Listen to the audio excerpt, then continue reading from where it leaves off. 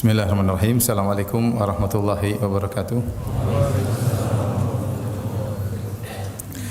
Alhamdulillahi ala ihsanih wa syukru lahu ala taufiqihi wa amtinanih. Wa asyhadu an la ilaha illallah wahdahu la syarika lahu ta'ziman li sya'nih. Wa asyhadu anna Muhammadan abduhu wa rasuluhu da'ila ridwanih. Allahumma salli alaihi wa ala alihi wa ashabihi wa ikhwanih. Hadirin dan hadirat yang dirahmati oleh Allah Subhanahu wa taala, puji dan syukur kita panjatkan kepada Rabbul Alamin, pencipta kita, yang memberi rezeki kepada kita, yang memberikan kesehatan kepada kita, yang memudahkan kita untuk bisa melangkahkan kaki ke masjid ini menjalankan salat zuhur berjamaah. Semoga salat kita diterima oleh Allah Subhanahu wa taala. Salawat dan salam tercurahkan selalu kepada junjungan kita Nabi Muhammad sallallahu alaihi wasallam, juga kepada keluarganya serta seluruh sahabat beliau tanpa terkecuali.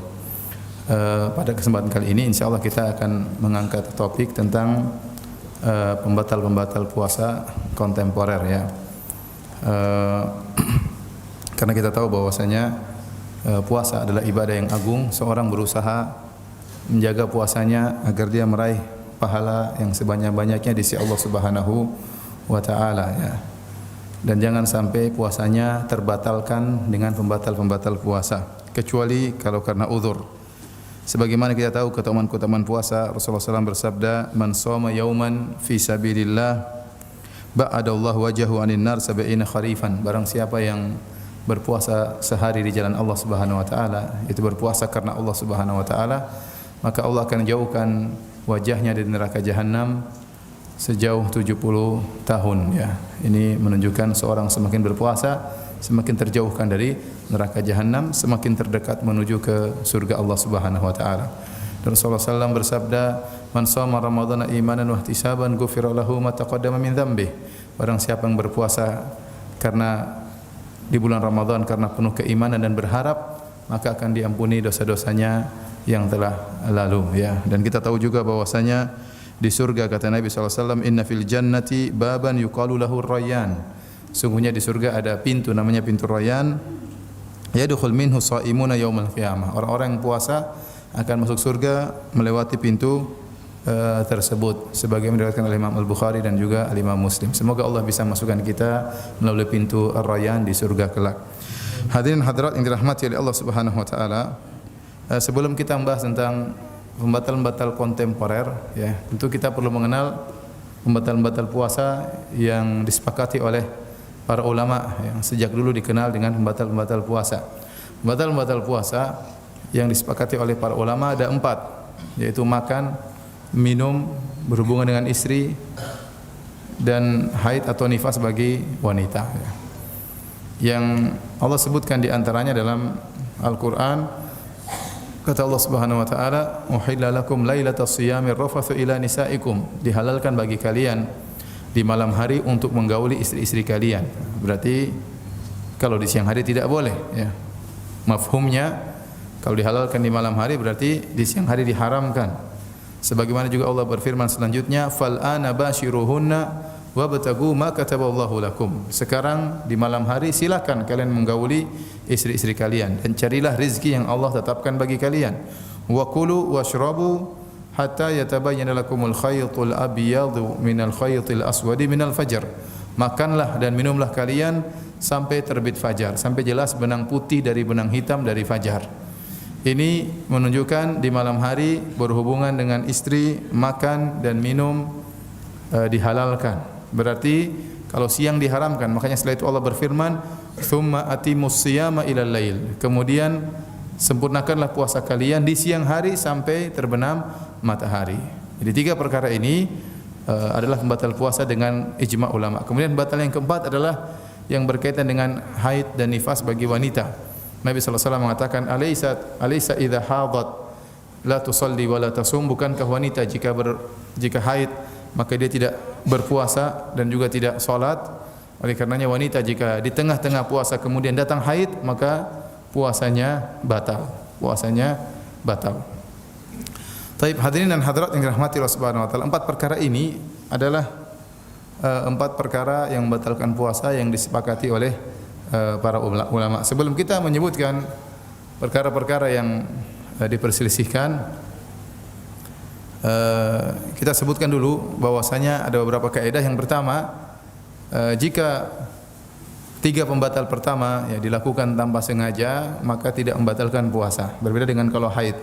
Haid sengaja enggak sengaja ya tetap saja haid ya.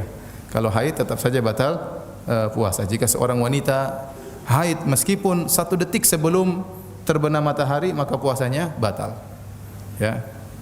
Tidak dikatakan sia-sia, tidak ada yang sia-sia di sisi Allah Subhanahu wa taala. Dia tetap mendapatkan pahala, tapi secara aturan syariat puasanya batal dan dia harus mengqadha di hari yang lain. Meskipun dia haid 1 detik sebelum adzan maghrib, berarti puasanya batal. Adapun 3 perkara makan dan minum dan berhubungan, ini kalau tidak sengaja, menurut pendapat yang rajih, pendapat yang kuat di kalangan para ulama, maka tidak membatalkan puasa. Karena Nabi sallallahu alaihi wasallam bersabda, "Man shama wa nasiya fa akala aw syariba falyutimma shaumahu fa inna ma at'amahu Allahu wa saqahu." Kata Nabi sallallahu alaihi wasallam, barang siapa yang berpuasa kemudian dia lupa, maka dia makan dan minum, maka hendaknya dia sempurnakan puasanya. Karena sungguhnya Allah yang telah memberikan dia makan dan minum, yaitu rizqun saqahu Allahu lahu. Itu rizki yang Allah berikan kepadanya. Jadi kalau seorang kebetulan lupa kemudian makan banyak ya, kemudian tambah lagi makan lagi, setelah kelegean alhamdulillah saya puasa. Tidak apa-apa, itu rezeki dari Allah Subhanahu wa taala ya. Ya makanya ulama khilaf, kalau ada orang makan kita tahu dia lupa, kita tegur atau tidak? Ditegur apa dibiarin? Dibiarin aja ya. Kalau kita tegur kita memotong rezeki Allah. Ada khilaf, ada yang mengatakan tegur karena ini kemungkaran. Masa bulan Ramadan berpuasa dia melakukan pembatal puasa. Ada yang mengatakan biarin aja, ada khilaf memang. Kalau saya lebih condong biarin aja. Jadi kalau dia lupa mau diapain ya? Saya sendiri pernah mengisi pengajian di salah satu tempat, kemudian panitianya jemput saya. Kebetulan kita tiba di pengajian lebih cepat. Harusnya pengajian jam 9 atau setengah 9. Jam 8 kita sudah tiba, setengah jam sebelum pengajian. Akhirnya kata panitia tersebut, "Ustaz, kita sarapan dulu." Itu hari Senin atau hari Kamis. Dia puasa Senin Kamis ini sang panitia. Ya, saya bilang, "Taib ya." Pergilah kita ke samping masjid tersebut, ada warung-warung kecil ya. Kemudian dia pesan teh 2. Tehnya ada. Kemudian dia pesan lagi, "Bu, nasi gorengnya sudah ada." "Oh, belum siap, Pak." Pergi lagi sebelah, "Mie ayam belum siap, Pak." Setiap makanan belum siap ya. Yang ada cuma teh 2. Akhirnya kita minum teh dan dia minum juga. Sampai sudah habis, dia bilang, "Ya Ustaz, saya puasa hari ini Ustaz." Rezekinya cuma teh aja. Rezekinya cuma teh. Cuma kalau tadi nasi goreng buka, dia rezekinya nasi goreng lumayan. Jadi kalau orang makan dan minum karena lupa, tidak mengapa ya. Bahkan tidak ada bedanya makan sedikit maupun makan banyak, sebagaimana penjelasan Al-Hafidz Ibnu Hajar rahimahullah dalam sebagian riwayat, sebab datangnya hadis Rasulullah SAW menyebutkan tadi kalau lupa tidak mengapa. Ada seorang yang bersama Nabi, kemudian dia lupa, dia puasa sunnah, kemudian dia makan sarit, makan besar. Setelah makan baru dia ingat, maka Rasulullah SAW mengatakan tidak apa-apa, lanjutkan saja puasamu. Sehingga para ulama mengatakan yang benar tidak dibedakan antara makan sedikit maupun makan banyak. Selama dia benar-benar lupa, maka puasanya sah dan dia boleh melanjutkannya. Al-Hafidz Ibnu Hajar juga menyebutkan riwayat dalam Fathul Bari, ada seorang datang kepada Abu Hurairah. Dia cerita, "Ya Abu Hurairah, saya berpuasa. Kemudian saya pergi ke rumah seseorang, saya lupa, saya pun makan di rumahnya. Bagaimana?" Kata Abu Hurairah, "Enggak apa-apa, lanjutkan puasamu sah. Tapi masalahnya saya pergi lagi setelah itu, ngobrol-ngobrol, saya pergi lagi ke rumah yang lain. Di situ saya makan lagi, saya lupa lagi." Kata Abu Hurairah, "Tidak mengapa, lanjutin saja." Sampai 3 kali dia bilang, "Kemudian saya pergi lagi ke rumah yang lain, saya lupa, saya makan lagi." Kata Abu Hurairah, "Lanjutkan saja. Kau seorang yang tidak biasa puasa. Berarti kau seorang yang tidak biasa puasa. Kalau orang sudah terbiasa puasa, dia akan bisa jaga. Yang biasanya lupa itu yang jarang puasa. Biasanya makan. Kebetulan baru pertama kali puasa sunnah ya. Kadang-kadang ya itu seringnya lupa. Jadi kalau makan dan minum dengan tanpa sengaja maka dilanjutkan, tidak jadi masalah. Demikian juga perlu mengatakan berhubungan dengan istri pun tanpa sengaja juga tidak mengapa. Kalau lupa enggak jadi masalah. Kalau memang benar-benar lupa ya. Ya. Meskipun hal itu susah dibayangkan ya. Kalau suami lupa biasanya istri ingat ya. Kalau istri lupa biasanya suami ingat. Tapi kalau dua-duanya kompak lupa ini yang memang agak repot ya. Biasanya kalau suami lupa, istrinya insya Allah ingat. Kecuali istrinya pura-pura lupa ya. Taib, hadirin hadirat yang Allah Subhanahu wa taala,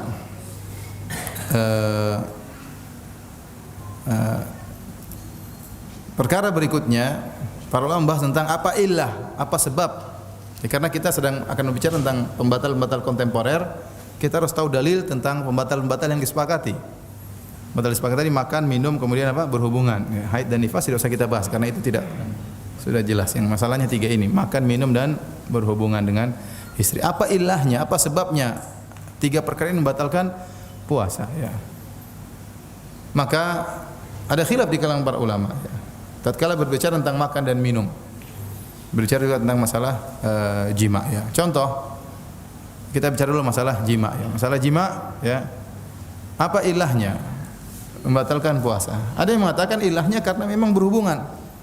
Jima yaitu berhubungan, seorang laki berhubungan dengan wanita di mana kemaluan masuk ke kemaluan ya. Tidak dikatakan jima kecuali idzal taqal khitanan, kecuali kalau telah bertemu dua tempat khitan ya. Laki khitannya di bagian bawah kepala zakar, disitulah tempat khitannya bertemu dengan tempat khitan wanita ya. Itu baru dikatakan jima. Kalau jima sesuai sah maka dikatakan jima, kalau tidak sah namanya zina. Namanya zina ya. Mereka mengatakan demikian lafal dalam hadis bahwasanya terjadi jima. Kemudian Allah mengatakan fal ana basyiruhunna, dan setiap pada malam hari silakan gauli istri-istri kalian. Maksudnya jima. Karena mubasyarah dalam Al-Qur'an maknanya jima. Contohnya seperti firman Allah Subhanahu wa taala, wala tubasyiruhunna wa antum aakifuna fil masajid. Janganlah kalian menggauli istri-istri kalian tatkala kalian sedang iktikaf di masjid. Maksudnya kata para ulama, berjima dengan istri membatalkan apa? Iktikaf. Kalau seorang lagi iktikaf kemudian dia pulang mampir ke rumah berhubungan dengan istrinya, maka iktikafnya batal ya. Iktikafnya batal. Jadi mubasyarah artinya jima. Maka yang membatalkan puasa adalah jima saja. Selain jima maka tidak batal puasa. Ini pendapat sebagian ulama. Kita bicara sekarang masalah illah kenapa jima membatalkan puasa. Ya. Yang lain mengatakan yang membatalkan puasa adalah syahwat ya, adalah syahwat. Saya tanya sama antum, kalau seorang berjima dengan istrinya kemudian tidak keluar air mani, tidak ejakulasi, puasanya batal atau tidak? Kok ragu-ragu sih? Seorang berhubungan istrinya, terjadi penetrasi ya, terjadi ilaj dalam bahasa Arabnya, tapi tidak sampai ejakulasi ya. Puasanya batal atau tidak? Hah? Batal atau tidak? Yakin? Yakin ya, batal ya, meskipun tidak ejakulasi. Dari sini ada khilaf. Sebenarnya mengatakan selain jima ya, tidak membatalkan puasa meskipun ejakulasi. Oleh karenanya pendapat Zahiriyah mengatakan masturbasi tidak membatalkan puasa. Ini pendapat Zahiriyah. Mereka mengatakan tidak membatalkan puasa jika melakukan masturbasi. Ya, meskipun mungkin haram jika dia melakukannya onani sendiri maka haram, tapi puasanya tidak batal karena menurut mereka yang membatalkan cuma terjadi jima. Tapi pendapat empat mazhab mereka mengatakan yang dilarang illah dari pengharaman jima adalah syahwat. Ya, karena dalam hadis Rasulullah SAW mengatakan, Allah berfirman dalam hadis qudsi, yadha'u ta'amahu wa syarabahu wa syahwatahu min ajli. Dia meninggalkan makanannya, dia meninggalkan minumannya, dia meninggalkan syahwatnya karena aku. Kalau orang kemudian melakukan masturbasi sampai ejakulasi, itu syahwatnya sudah ditinggal apa dilampiaskan? Lampiaskan jelas ya. Lampiaskan jelas. Maka pendapat empat mazhab lebih hati-hati. Ya, mazhab Hanafi, mazhab Maliki, mazhab Hambali, mazhab Syafi'i menyatakan seorang yang melakukan usaha untuk sampai timbul ejakulasi maka puasanya batal ya, puasanya batal. Misalnya dia menyentuh istrinya, mencium istrinya sampai akhirnya ejakulasi maka puasanya batal. Padahal asalnya mencium istri tidak jadi masalah. Menyentuh istri tidak masalah, mencium istri juga tidak jadi masalah karena syahwatnya masih dia tahan. Makanya Aisyah radhiyallahu anha dalam Sahih Al-Bukhari berkata, "Kana Nabi sallallahu alaihi wasallam yuqabbiluni wa yubashiruni wa huwa sha'im wa kana amlakakum li irabih." Ya, li irbih. Kata Aisyah radhiyallahu anha, Nabi sallallahu alaihi wasallam menciumku dan mencumbuiku padahal dia sedang berpuasa. Ya, jadi mencium, mencumbui lebih daripada mencium. Mencumbui, ya, kalau bahasa kita mencumbui, tapi tidak sampai pada tingkatan berhubungan, ya.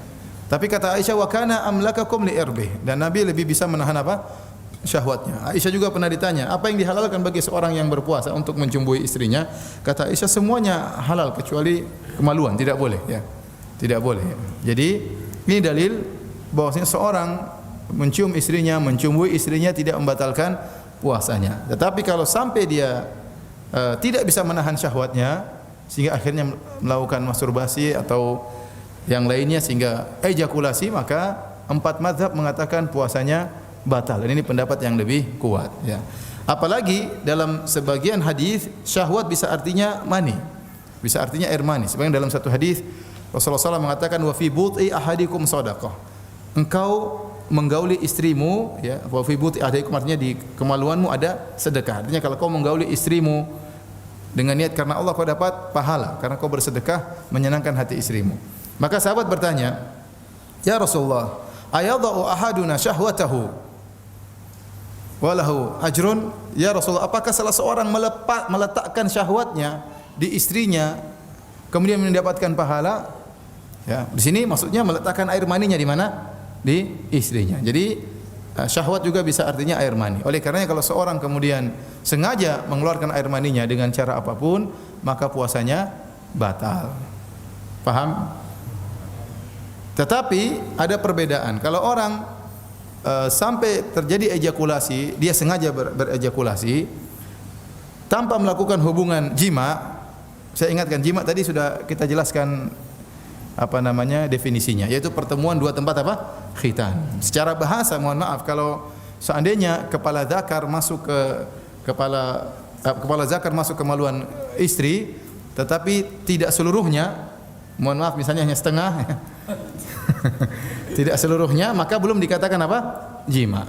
Karena jima itu harus ke pertemuan dua tempat sunat, yaitu di bagian bawah kepala zakar, bukan zakar seluruhnya, tapi bagian bawah tempat sunat, tempat kulit yang dipotong. Kalau ketemu dengan kemaluan wanita sudah tenggelam bagian hasyafah, bagian kepala zakar, maka itulah jima. Ya, sama seperti seorang tatkala melakukan hubungan yang haram. Ya, dan ini sering terjadi. Saya sering dipanggil di pengadilan di kota Madinah.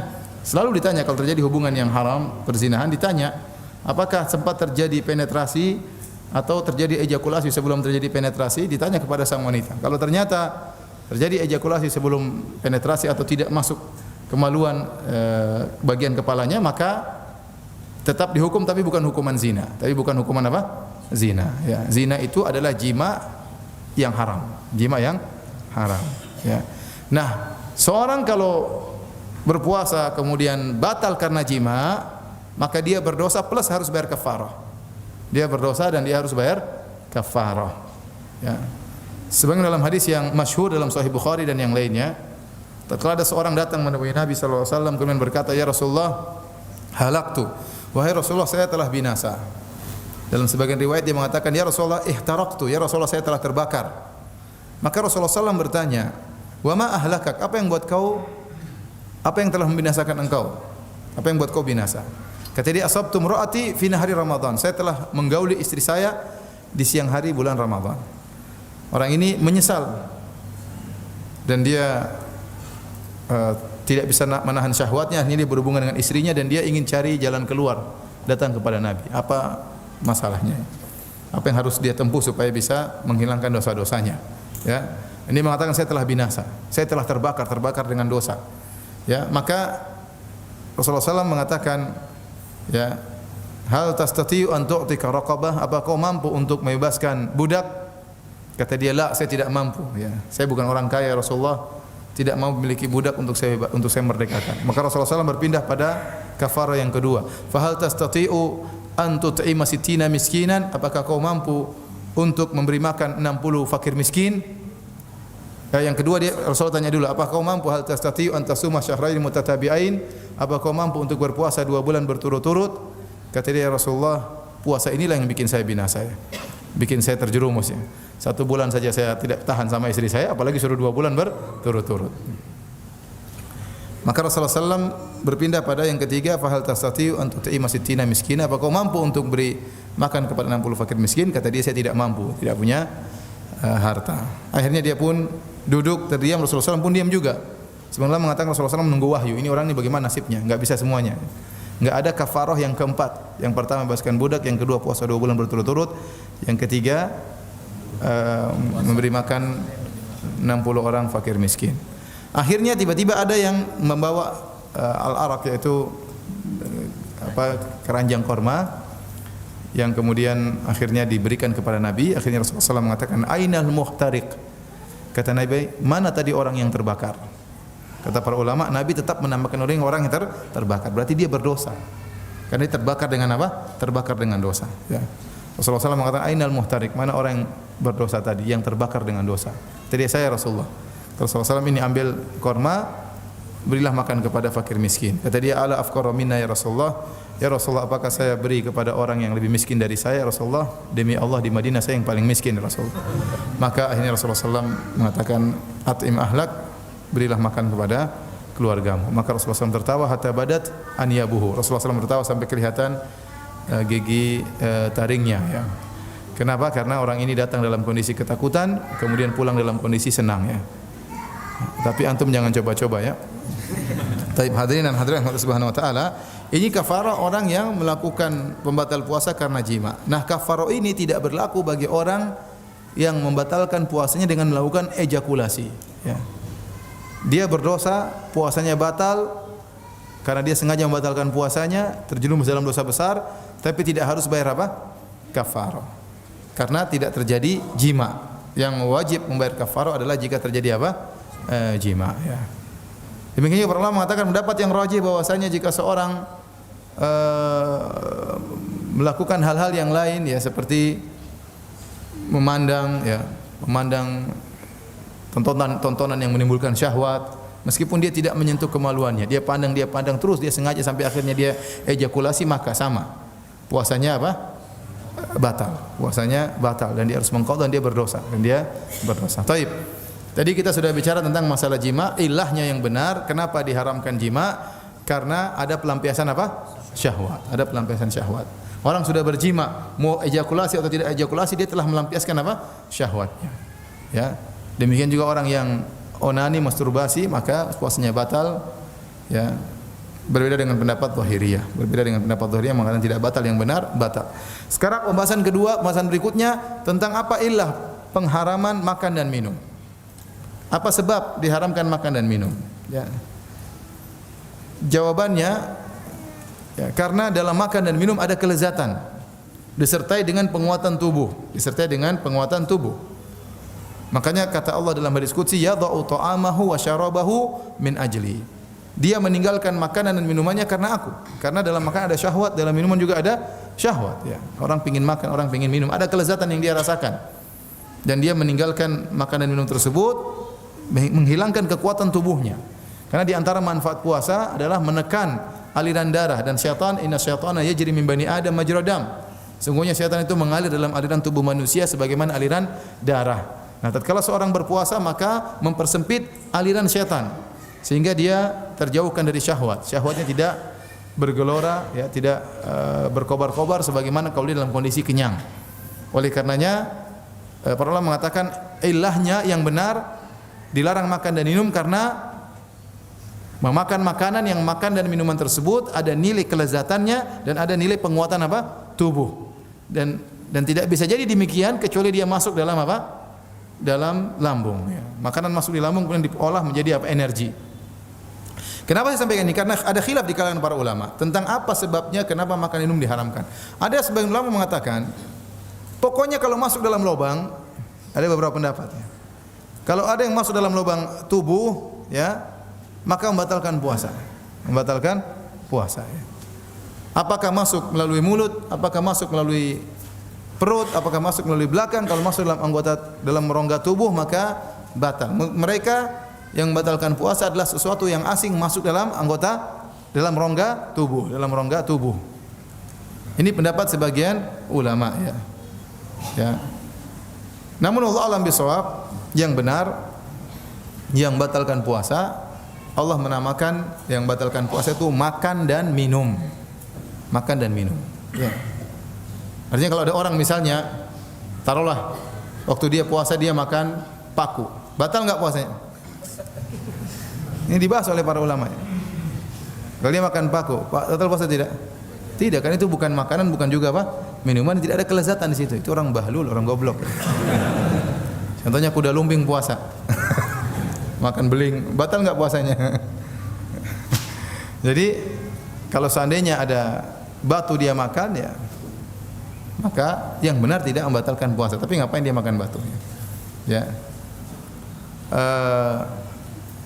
Ini ya. Jadi yang benar yang membatalkan puasa adalah makan dan minum yang masuk dalam tubuh, kemudian terolah di lambung, kemudian menjadi gizi untuk menguatkan tubuh ya.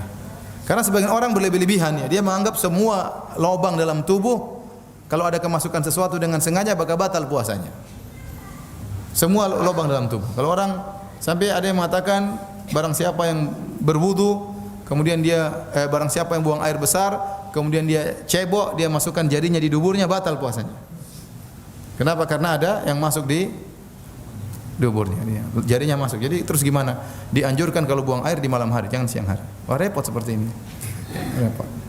Kemudian orang awam juga berlebihan. Ada yang mengatakan bahwasanya kalau ngorek-ngorek isi telinga juga batal. Kenapa? Jari masuk dalam rongga apa? Rongga tubuh. Ini tidak benar ya. Sama, barang siapa yang ngupil juga apa? Batal. Kenapa? Karena jari masuk di lubang hidung. Ini enggak benar karena tidak dalam bahasa apapun ngupil tetap aja ngupil, bukan makan ya. Kecuali kalau upilnya dirasa itu baru makan. Kalau tidak maka itu bukan makanan dan minuman. Dalam bahasa apapun tidak ada yang mengatakan upil itu makanan dan minuman. Jadi ini tidak membatalkan puasa karena sebagian orang berlebih-lebihan dalam hal ini ya. Taib. Ini ilah tentang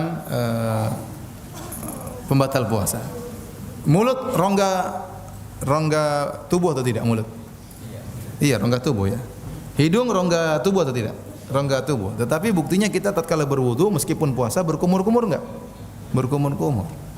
Bukankah kita wudu kita menghirup air di hidung? Iya, menunjukkan bahwasanya tidak semua rongga tubuh itu membatalkan apa? Puasa. Tetapi yang masuk sampai ke dalam lambung kemudian ditelan diserap oleh tubuh sehingga menjadi kekuatan yang masuk dalam energi dalam darah, maka itulah yang membatalkan puasa. Ini saya tekankan karena ini permasalahan inti dalam semua masalah khilaf yang berkaitan dengan pembatal puasa kontemporer. Ingat, karena yang Allah larang makan dan minum. Apa yang dimaksud dengan makan dan minum? Makan dan minum itu sesuatu yang dimasukkan sebagai makanan, sebagai minuman, masuk ke dalam lambung, memberi kekuatan melalui aliran darah, memberi kekuatan kepada tubuh. Maka itulah yang disebut makan dan minum. Kalau tidak sesuai dengan persyaratan makan dan minum, maka tidak membatalkan puasa. Tapi hadirin hadirat yang dirahmati Allah Subhanahu wa taala, dari sini kita akan bahas beberapa perkara-perkara yang membatalkan puasa, terutama yang berkaitan dengan masalah kedokteran atau masalah kesehatan ya.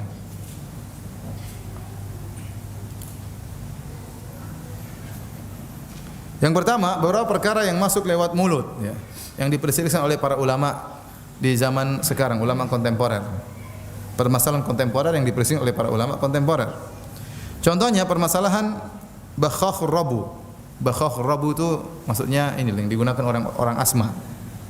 Apa namanya bahasa Indonesianya? Apa? Inhaler ya, yang disemprotkan di mulut ya, kemudian napasnya bisa lega kembali. Maka ini diperselisihkan oleh para ulama, apakah membatalkan puasa atau tidak ya. Sebagian ulama mengatakan batalkan. Kenapa? Karena dalam inhaler tersebut berisi gas yang dicairkan ya. Kemudian dalam campurannya ada obat. Ada obat.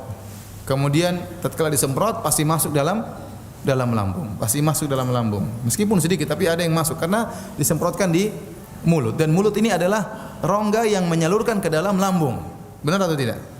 Ya, rongga yang disalurkan sampai ke dalam lambung. Oleh karenanya kalau orang menyemprot inhaler maka batal puasanya karena dia memasukkan air cairan bersama obat dalam tubuh. Ini pendapat ulama yang mengatakan bahwasanya inhaler membatalkan puasa.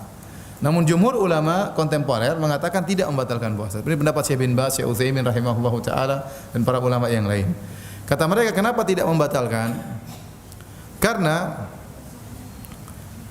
inhaler itu kalau nggak salah isinya 10 ml. Satu itu 10 ml itu adalah oksigen bercampur dengan obat. Kemudian satu alat itu bisa semprot 200 kali. Bisa semprot 200 kali. Berarti sekali semprot berapa mililiter?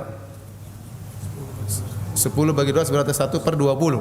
1/20 mililiter. Berapa itu 1/20? 0, berapa? 0,05 mililiter sekali semprot. Itu adalah jumlah yang sangat sedikit, Dan jumlah yang sangat sedikit seperti itu, apalagi niatnya bukan untuk makan dan minum, maka dimaafkan oleh syariat. Dalilnya apa? Dalilnya kita tatkala wudu kita dibolehkan, bahkan sebagian ulama mengatakan diwajibkan untuk berkumur-kumur dan untuk istinsyak, yaitu menghirup air di hidung. Tatkala kita tamatmut, kita berkumur-kumur, yakin bahwasanya pasti ada sisa air di mulut kita. Enggak mungkin kita berkumur-kumur dengan 100 mili kemudian kita keluarkan lagi 100 mili, enggak mungkin. Pasti berkurang. Kalau Anda misalnya berkumur-kumur dengan air 50 mili, Anda berkumur-kumur. Anda tumpahkan lagi, buang ke dalam gelas, airnya bertambah atau berkurang? Pasti berkurang, enggak mungkin tetap. Pasti berkurang. Kalau bertambah apalagi mustahil. Berarti iler Anda masuk situ. Kalau sampai bertambah.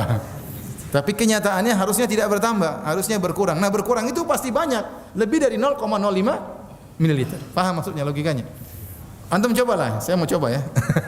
saya minum aja. Jadi kalau air kita berkumur-kumur, antum tumpangkan kembali, apalagi mulut antum kering lagi puasa, antum berwudu berkumur-kumur. Apalagi kumur-kumur yang pertama. Kumur pertama antum tuang, pasti berkurang airnya. Pasti berkurang air, dan kurangnya pasti lebih dari 0,05 mililiter. Masalahnya Anda bukan berniat minum. Kalau Anda niat minum batal langsung, innamal a'malu binniyat. Tapi niat Anda adalah untuk berwudu, berkumur-kumur, dan ternyata airnya berkurang. Dan air berkurang itu pasti masuk ke dalam lambung. Lebih dari 0,05 mililiter. Paham? Nah, itu saja tidak membatalkan puasa dalam syariat. Karena ini perkara yang susah.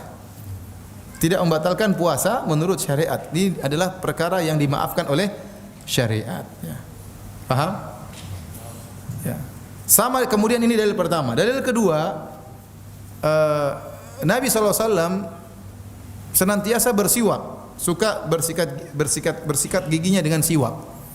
Dan banyak dalil Nabi suka sekali bersiwak, ya. Dan tidak ada dalil yang membedakan antara Nabi tatkala berpuasa atau tidak berpuasa. Nabi selalu bersiwak. Padahal kita tahu Nabi sering berpuasa. Seandainya Nabi tidak bersiwak tatkala puasa, pasti ada dalil yang menjelaskan Nabi sering bersiwak kecuali sedang puasa. Namun tidak ada pengecualian. Sehingga para ulama memahami bahwasanya Nabi suka bersiwak tatkala sedang berbuka maupun tatkala sedang apa? Berpuasa. Dan kita tahu kayu siwak itu ada rasanya. Kayu siwak itu ada rasanya. Nah, kalau orang bersiwak ada rasa mentolnya, ya. Ya, tatkala dia buang ludah dari, pasti ada sisa mentolnya, pasti ada atau tidak? Berarti ada zat kimia yang tersisa. Bahkan ada mengatakan ada 8 zat kimia dalam siwak yang bermanfaat bagi kesehatan. Zat kimia tersebut tidak mungkin hilang. Ente mau kumur-kumur tetap aja pasti ada nempel. Berarti ada sedikit, meskipun kadarnya sangat sedikit, tapi ada zat kimia tersisa dan akan kemungkinan besar tertelan mengalir masuk ke dalam lambung. Tetapi tatkala orang bersiwak memang niatnya bukan untuk makan kayu siwak, tidak mengapa. Ya. Innamal a'malu binniyat. Ya. Ya. Ustaz, kalau gitu boleh makan permen dong? Enggak, permen enggak boleh. Kita buang lagi, enggak boleh. Kamu niatnya makan permen. Kalau siwak tidak ada yang niat untuk makan apa? Siwak. Tapi niatnya untuk bersih-bersih, tapi ada sisa rasa siwaknya. Dari sini para ulama mengatakan, tatkala seorang menggunakan obat tadi, inhaler ya. Ya. Dia tujuannya untuk makan minum atau untuk berobat? Untuk berobat. Maka tidak membatalkan puasa dari banyak sisi. Pertama, kadar air yang masuk sangat kecil, 0,05 mililiter. Kemudian belum tentu masuk ke lambung, belum tentu. Bisa jadi cuma sampai di paru-paru untuk memperbaiki pernapasan. Kalaupun masuk dalam lambung, ini sangat kecil, itu masih diragukan. Alhalnya dan hukum asalnya puasa seorang sah, tidak kita katakan batal kecuali ada perkara yang benar-benar membatalkan. Masuknya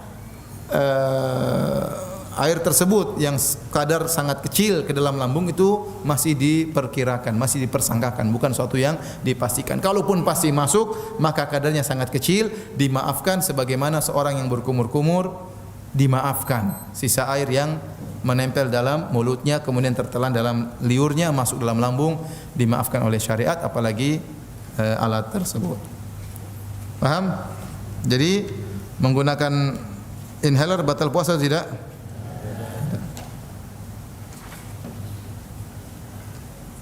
Perkara kedua yang disebutkan oleh para ulama juga tentang masalah kesehatan adalah tablet yang digunakan oleh penderita jantung, yang kalau terserang dia maka meletakkan tablet tersebut di bawah lidahnya. Ya. Apakah itu membatalkan puasa atau tidak? Maka ada khilaf di kalangan para ulama. Ada yang mengatakan batal karena taruhnya di mana? Di mulut. Dan dia akan masuk dalam lambung. Ada yang mengatakan tidak batal. Kenapa tidak batal? Karena dia tidak masuk ke lambung, tapi dia langsung masuk di bawah ini, kemudian masuk di tidak tahu di mana, di pori-pori atau di saraf-saraf atau di sel-sel, langsung menuju ke jantung, bukan ke lambung. Ini obat ini arahnya tidak kemana? Ke lambung. Makanya kalau taruh di sini ya batal. Tapi taruhnya di bawah apa? Lidah. Dia mengarah kepada bagian tertentu yang langsung menjadikan aliran langsung menuju ke jantung. Wallahu alam. Siapa dokter di sini yang lebih paham? Ada dokter atau tidak? Ada yang dokter? Intinya kita lihat kalau memang larinya ke lambung, maka ini jumlah besar obat tadi ya. Tapi kalau larinya ke jantung tanpa melewati lambung, maka tidak membatalkan puasa. Karena kita sepakat tidak semua yang diletakkan dalam mulut membatalkan puasa. Contohnya air yang kumur-kumur dalam mulut kita buang lagi ya, tidak membatalkan puasa. Demikian juga kalau suatu taruh di mulut ternyata tidak lari ke lambung tapi langsung lari ke jantung, maka itu tidak membatalkan puasa. Ini pendapat yang lebih kuat insyaallah taala. Taib, permasalahan berikutnya. Bagaimana tentang alat yang dimasukkan dalam mulut untuk endoskop apa mikroskop atau apa yang dimasukkan dalam mulut untuk ngecek lambung dan macam-macam. Endoskop ya. Apakah kalau seorang diperiksa kemudian dimasukkan endoskop dalam mulutnya kemudian sampai ke lambung membatalkan puasa atau tidak? Batal atau tidak? Tidak. Sekarang tidak semua ya. Batal atau tidak? Tidak. Kenapa tidak? Karena itu bukan makanan. Siapa juga makan endoskop? Enggak ada kelezatannya, itu bukan makanan ya. Dan tidak dicerna sama sekali oleh lambung. Ada khilaf tentunya. Tadi saya katakan ada pendapat yang mengatakan apa saja yang masuk dalam rongga tubuh, baik batu atau kerikil atau lalat yang salah masuk, terbang dan masuk, membatalkan puasa. Ada pendapat ulama, sebagian ulama seperti itu. Ada orang bicara atau lalat batal puasanya. Ada batu ketelan batal ya. Ada yang mengatakan tidak, karena itu semua bukan makanan. Ya. Dan endoskop bukan makanan.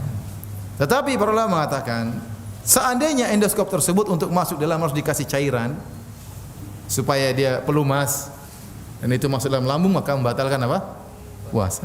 Saya tidak tahu endoskop waktu dimasukkan harus pakai pelumas atau tidak. Kalau dipakai minyak untuk melapisi besinya atau alatnya tersebut sehingga masuk dalam lambung campur, maka ini bisa membatalkan puasa. Baik, pembahasan berikutnya, kalau tadi semua pembahasan yang masuk lewat mulut, sekarang perkara-perkara yang masuk lewat hidung. Perkara-perkara yang masuk lewat hidung yang diperincikan oleh para ulama. Semua ini berkaitan dengan obat-obatan, Permasalahan pertama, berobat dengan menggunakan tetesan yang dimasukkan di hidung. Ya, biasanya satu tetes saja, kadang-kadang cuma satu tetes. Ya. Kalau seandainya 10 tetes ini batal jelas. Ya, karena Rasulullah SAW mengatakan dalam hadisnya, dalam hadis Lakid bin Sabrah, kata Rasulullah SAW, wa balik fil istinsyaq illa an takuna sha'iman. Kata Nabi, hendaknya kau tatkala berwudu bersungguh-sungguhlah untuk menghirup air, istinsyak. Kecuali kau sedang puasa. Kalau kau sedang puasa jangan bersungguh-sungguh, khawatir bablas masuk. Nah, ini menunjukkan kalau seorang menghirup air kemudian dia telan maka puasanya batal. Karena kita tahu hidung dan mulut adalah dua saluran yang menyampaikan ke dalam apa? Lambung. Tidak ada yang ragu, hidung dan mulut adalah saluran yang bisa mengantarkan kepada lambung. Makanya Nabi melarang seorang tatkala berwudu, tatkala sedang puasa jangan terlalu kencang, kata Nabi, hirup airnya. Khawatirnya kebablasan. Tapi kalau seorang sedang tidak puasa enggak jadi masalah. Kata Nabi, hirup dengan dalam-dalam, ya. Nah, sekarang kalau ada pengobatan menggunakan tetesan air di hidung, obat. Satu tetes kanan, satu tetes kiri. Apakah puasanya batal atau tidak? Antum gimana? Batal atau tidak? Hah? Batal atau tidak? Ulama saja khilaf apalagi antum. Sebagian ulama mengatakan tidak batal. Kenapa? Kalau cuma satu tetes, dia tidak akan sampai ke lambung. Kenapa? Dia sudah terserap oleh selaput-selaput yang ada di sekitar apa? Hidung. Karena untuk sampai ke lambung jauh, dia harus naik dulu, kemudian berputar. Masih kan jauh itu. Belum sampai ke lambung sudah habis. Paham? Yang jadi saya ingatkan tadi, yang menjadikan batal itu kalau sampai ke lambung. Karena kita sepakat yang masuk dalam rongga mulut, rongga hidung selama bisa dikeluarkan atau tidak sampai ke lambung tidak membatalkan puasa. Karena kita berkumur-kumur kita masukkan air dalam rongga mulut. Ternyata dimaafkan. Oleh karenanya mereka sebagian mengatakan yang kalau cuma satu tetes maka tidak sampai ke lambung karena dia melalui perjalanan yang jauh dan dia sudah terserap oleh selaput-selaput hidung, kemudian mungkin selaput yang lainnya sehingga sampai ke lambung sangat sedikit. Kalaupun sampai ke lambung, ya itu tidak sampai ke lambung. Kalaupun sampai ke lambung maka sangat-sangat sedikit. Lebih sedikit daripada sisa air wudu, sisa kumur-kumur tatkala berwudu. Oleh karenanya dimaafkan karena niatnya bukan untuk minum dan makan. Memasukkan obat niatnya untuk apa? Berobat. Innamal a'malu binniyat. Niat sangat penting. Niat sangat penting. Tapi seandainya 10 tetes kemungkinan besar masuknya apa? Banyak. Ya, itu membatalkan. Tapi kalau sangat sedikit maka menurut sebagian ulama tidak membatalkan wudu. Kemudian perkara berikutnya yang juga masuk dalam melalui hidung, gas oksigen. Kalau orang sakit hirup oksigen, batal puasa atau tidak? Nah, dia sakit kemudian harus butuh oksigen, taruh ini alat kemudian dihirup oksigennya. Puasanya batal atau tidak? Ya jelas tidak lah. Inti hirup udara juga tidak apa? Tidak batal apalagi apa? Apalagi oksigen murni. Ya. Ini udara campur-campur asap kendaraan saja tidak batal apalagi oksigen apa? Murni. Demikian juga masalah kalau tadi inhaler, kalau yang cuma hidung aja apa namanya? Yang dihirup buat pilek atau namanya? Fix inhaler ya. Bedanya apa dia? Namanya sama-sama inhaler. Yang tadi yang dimasukkan ke mulut namanya apa itu? Hah? Coba nama ilmiahnya apa? Ventolin. Ventolin ya. Ventolin kalau yang ini namanya inhaler. Namanya ventolin, namanya inhaler. Ya, kalau ventolin saja tidak membatalkan puasa apalagi cuma inhaler. Paham ya? Ini perlu kita mungkin orang ada yang pilek kemudian ingin melapangkan hidungnya supaya mudah bernapas dia pakai inhaler maka tidak membatalkan puasa. Sedangkan ventolin saja tidak membatalkan puasa apalagi inhaler. Baik, pembahasan berikutnya sesuatu yang dimasukkan lewat telinga. Pertama, pengobatan dengan memasukkan tetesan di telinga. Membatalkan puasa atau tidak? Tidak. Karena enggak ada yang makan lewat telinga. Ingat yang membatalkan makan dan minum. Dan tidak diketahui ada saluran dari telinga masuk ke dalam lambung. Tidak ada. Oleh karenanya kalau ada orang meneteskan membersihkan atau meneteskan air di telinga karena ada penyakit, maka tidak membatalkan apa? Puasa. Karena sampai sekarang belum diketahui ada orang yang makan lewat apa? Telinga. Sederhana aja. Sama, pencucian telinga. Pencucian telinga itu saya juga nggak tahu gimana caranya. Gimana caranya itu? Telinganya dibersihkan gimana maksudnya? Maksudnya disemprot air atau gimana? Saya belum pernah tahu. Ada yang tahu? Ya. Disedot tidak? Disedot? Disedot terus? Disedot, dibersihkan, disedot ya. Kayak vakum. Oh, bukan dicuci begitu, bukan? Enggak ya. Jadi dibersihkan, disedot ya, nggak ada masalah kalau gitu. Saya pikir pakai air, kalau pakai air pencucian, mungkin dimasukkan air, dikocok-kocok atau gimana ya. Jawabannya tidak membatalkan apa? Puasa. Kecuali kalau telinganya lobang, kemudian masuk ke lambung, nah itu batal puasa. Tapi kalau telinganya tidak sampai lobang dan tidak ada saluran dari telinga menuju ke lambung, maka tidak membatalkan puasa. Bahasan berikutnya, obat yang dimasukkan lewat mata, apakah membatalkan puasa atau tidak? Kenapa? Kenapa tidak? Karena belum diketahui ada orang pernah makan lewat mata. Ada khilaf di kalangan para ulama karena ada sebagian hadis yang mengatakan Rasulullah SAW melarang orang yang berpuasa menggunakan cilak. Rasulullah melarang orang yang berpuasa menggunakan apa? Cilak apa celak? Hah? Celak ya, celak. Alkohol kalau apa namanya? Iktihal ya. Rasulullah SAW apa? Melarang menggunakan celak ya. Celak, celak. Menggunakan celak. Bukan cilak ya? Memang cilak itu apa? Cilok itu makanan. Celak ya, celak ya, celak. Ya. Tidak boleh menggunakan celak. Ya. Tidak boleh menggunakan celak. Sehingga para ulama yang menilai hadis ini kata mereka, kalau celak dilarang bagi orang yang berpuasa, ini menunjukkan ada hubungan antara mata dengan saluran makanan, pencernaan. Oleh karena orang kalau pakai celak, terkadang dia merasakan pahit di mana? Dia rasakan pahit di lidahnya. Oleh karenanya orang pakai celak puasanya batal karena Rasulullah SAW melarang orang pakai celak. Nah, kalau pakai celak membatalkan puasa, berarti pakai obat tetes mata juga membatalkan apa? Puasa. Ini pendapat pertama. Namun pendapat ini dibantah oleh banyak ulama. Ulama mengatakan yang mengatakan tidak membatalkan puasa, kata mereka, hadis di mana Nabi melarang menggunakan celak, hadisnya dhaif. Secara sanadnya hadisnya apa? Dhaif. Kemudian belum pernah diketahui ada orang makan lewat mata. Dan belum juga diketahui ada saluran dari mata menuju ke mulut sampai ke lambung, enggak ada. Adapun rasa yang dirasakan bukan berarti ada zat yang kemudian masuk ke lambung. Berarti belum berarti ada zat yang masuk ke lambung. Kan panca indera kita di antaranya lidah, mungkin dia punya rasa yang kuat ya, tetapi tidak sampai ke dalam lambung. Oleh karenanya Allah alam bisawab tidak membatalkan puasa. Lagi pula cairan yang masuk di mata juga sangat sedikit. Kita kaji satu tetes mungkin tumpah-tumpah. Kalau kita satu tetes saja apa? Airnya tumpah-tumpah di mata. Jadi pendapat yang lebih kuat bahwasanya obat tetes mata tidak membatalkan puasa karena mata bukan saluran untuk makan dan minum dan belum diketahui ada orang makan pakai mata. Baik hadirin dan hadirat yang dirahmati oleh Allah Subhanahu wa taala. Sekarang kita bahas pembahasan berikutnya, bagaimana obat yang dimasukkan melalui kulit,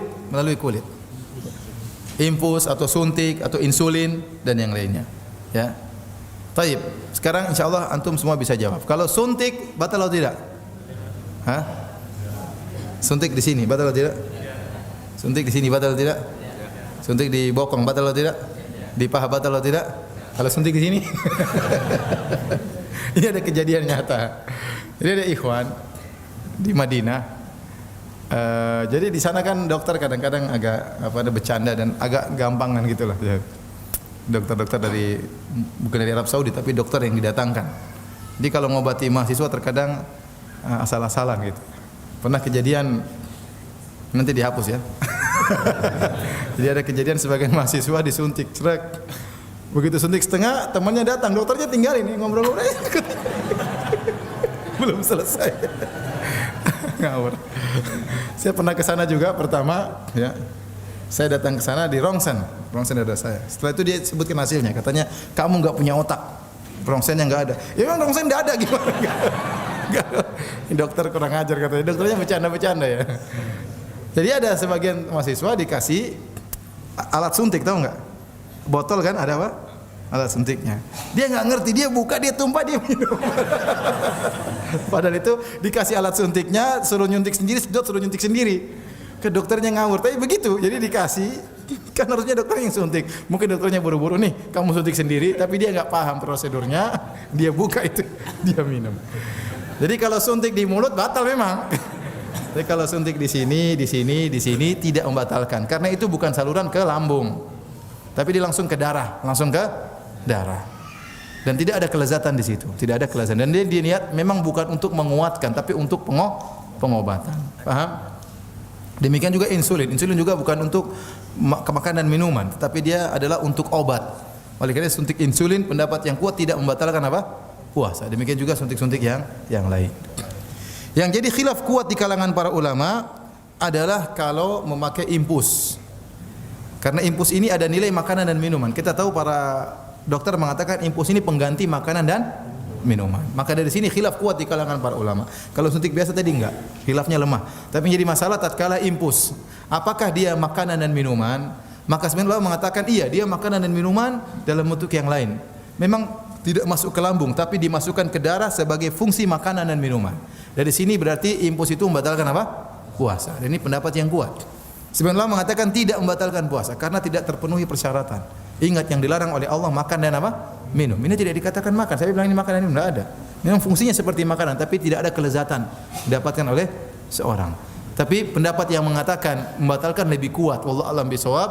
Kenapa? Karena benar-benar fungsinya seperti makan dan minuman. Karena ini memang pengganti makanan dan minuman. Karena orang tersebut tidak makan, tidak bisa makan lewat. Tujuan infus memang untuk makanan dan minuman. Hanya saja orang yang sakit tidak bisa makan dengan jalur yang biasa, maka dimasukkan makanan lewat darah melalui infus. Dan ingat saya katakan tadi, di antara fungsi puasa adalah untuk mempersempit jalur aliran syaitan. Ya, dan tatkala karena orang berpuasa dia kurang makan sehingga syahwatnya berkurang karena aliran syaitan menjadi sempit. Nah, tatkala dia mengisi darahnya dengan impuls, ini memperkuat dia. Jadi wallahu alam bisawab, yang benar impuls membatalkan apa? Puasa. Lagi pula orang yang diimpus biasanya orang sakit. Kalau sakit sudah batal aja, enggak usah paksa apa? Puasa. Saya ulangi lagi pula, orang yang biasa diimpus biasanya orang sakit. Apa ada orang sakit, orang sehat diimpus? Jawabannya tidak ada. Orang yang diimpus biasanya orang yang sakit. Nah, kalau orang yang sakit dibolehkan untuk berbuka. Wa man kana minkum maridhan aw ala safarin fa iddatun min ayyamin ukhar. Barang siapa di antara kalian yang bersafar atau sakit, silakan berbuka. Ya, jadi pendapat yang kuat impus itu membatalkan puasa. Ya, adapun kalau memakai dahanat, pakai minyak balsam, minyak kayu putih, batal puasa atau tidak? Ya, kalau pakainya di lidah ya batal. Tapi kalau pakainya di sini, di paha enggak jadi batal. Ini semua bukan saluran makanan dan minuman, tidak sampai kepada lambung. Baik, hadirin dan hadirat yang dirahmati Allah Subhanahu wa taala, masih banyak pembahasan tapi terakhir aja saya sampaikan masalah mengambil darah. Mengambil apa? Darah. Ya, donor darah membatalkan puasa atau tidak. Ya, pembahasan ini juga pembahasan yang khilaf yang sangat kuat di kalangan para ulama. Karena mereka khilaf sejak dulu tentang hukum hijamah. Tentang hukum apa? Hijamah. Kalau orang berbekam batal atau tidak. Dalam satu hadis kata Rasulullah SAW, aftarul hajim wal mahjum. Bahwasanya telah berbuka orang yang membekam dan orang yang dibekam. Ya. Sehingga mereka mengatakan hadis ini kuat menunjukkan kalau orang yang membekam dia batal karena dahulu cara bekam dengan menyedot. Menyedot apa? Darah, dan kemungkinan darahnya apa? Masuk ke mulut, dan sering begitu. Makanya dianggap batal. Adapun al-mahjum yang dibekam batal karena melemahkan. Karena dahulu kalau orang bekam ya pakai sayatan sehingga darah yang keluar sangat banyak. Sehingga membuat dia lemah, dan syariat menghalangi jangan sampai puasa bukan mematikan orang. Ya, tidak, karena tidak, tujuan puasa bukan buat orang semakin sakit. Tidak. Nah, kalau orang sudah hijamah paksa puasa khawatir dia sakit. Oleh karenanya orang yang dibekam puasanya batal. Puasanya batal. Ini pendapat sebagian ulama. Sebagian ulama mengatakan bahwasanya hadis itu mansukh. Karena dalam satu hadis Rasulullah SAW mengatakan, sahabat mengatakan, ihtajama Nabi sallallahu alaihi wasallam wa huwa shaim. Rasulullah SAW pernah berbekam dalam kondisi apa? Berpuasa, dan tidak disebutkan Nabi mengqadha puasanya tersebut. Ini menunjukkan puasa Nabi tidak batal. Sehingga khilaf mana yang duluan hadisnya, mana yang belakangan hadisnya. Tetapi kalau kita kembali kepada pendapat jumhur ulama, ya, maka kebanyakan ulama dan juga kebanyakan salaf menyatakan bahwasanya berhijamah tidak membatalkan puasa. Sebagaimana dalam hadis Sabit Al-Bunani, dia bertanya kepada Anas. Sabit Al-Bunani bertanya kepada sahabat Anas bin Malik, "Akuntum takrahuna al-hijama lis-shaim?" Apakah kalian wahai para sahabat? Jadi Sabit Al-Bunani tabi'in. Dia bertanya kepada Anas bin Malik sahabat. Akuntum takrahuna al-hijama lis-shaim? Apakah kalian para sahabat tidak suka bekam bagi orang yang sedang berpuasa? Ala ahdi Rasulillah, di zaman Rasulullah sallallahu alaihi wasallam. Qala la, kata Anas, la illa min ajli dha'f. Ya, illa min ajli dha'f, bahwasanya kami tidak suka kalau membuat lemah. Ya, artinya apa? Kalau sebabnya karena membuat lemah, ya. Kemudian juga dalam hadis Abu Sa'id Al-Khudri, jadi sebabnya karena masalah lemah. Karena hijamah membuat orang lemah dan mengkhawatirkan orang yang hijamah kalau puasa bertambah sakitnya. Hadis Abu Sa'id Al-Khudri, beliau berkata, rakhasa Rasulullah sallallahu alaihi wasallam lis-shaimi fil hijamah. Rasulullah SAW beri keringanan bagi orang yang berpuasa untuk berbekam. Para ulama berdalil dengan hadis ini, kata Abu Sa'id Al-Khudri, rakhasa Rasulullah SAW beri keringanan bagi orang yang berpuasa untuk berbekam. Hadis ini mengisyaratkan bahwasanya hukum asal berbekam bagi orang berpuasa, hukum asalnya tidak boleh. Kemudian datang keringanan. Paham? Saya ulangi, tatkala Abu Sa'id Al-Khudri berkata, rakhasa Rasulullah sallam lis-shaim fil hijamah. Rasulullah sallam beri keringanan bagi orang yang berpuasa untuk berbekam. Berarti menunjukkan hukum asalnya berbekam dilarang, kemudian diberi keringanan. Ini menguatkan bahwasanya memang asalnya berbekam membatalkan puasa, kemudian datang hadis yang memansuhkan, yang menunjukkan bahwasanya berbekam tidak membatalkan puasa. Kalau seandainya kita memilih pendapat jumhur salaf bahwasanya bekam tidak membatalkan puasa, ini berarti donor darah tidak membatalkan puasa, apalagi cuma periksa darah tidak membatalkan apa? Puasa, ya. Ya, apalagi sahabat dahulu banyak yang mereka berjihad dalam kondisi apa? Berdarah-berdarah, dan mereka tidak membatalkan puasa mereka, ya. Dan ini pendapat yang lebih kuat. Tapi kalau kita berpendapat sebagian ulama, di antaranya pendapat Ibnu Taimiyah rahimahullah, bahwasanya bekam membatalkan puasa, maka kita katakan donor darah membatalkan puasa. Karena diambil darahnya sangat apa? Sangat banyak. Orang pasti lemas, makanya disuruh makan kacang hijau, disuruh makan apa buat apa namanya? Supaya penambah darah. Adapun kalau cuma ngambil darah cuma sedikit, maka tidak membatalkan puasa karena tidak melemahkan. Periksa darah cuma ambil seberapa mililiter, itu tidak membatalkan puasa karena tidak melemahkan seseorang, ya. Tapi demikian saja hadirin hadirat, mohon maaf banyak sekali pertanyaan tidak bisa saya jawab karena kekurangan ilmu. Semoga Allah mengampuni dosa-dosa kita semua. Semoga kita bisa berpuasa dengan baik dan diterima amalan ibadah kita.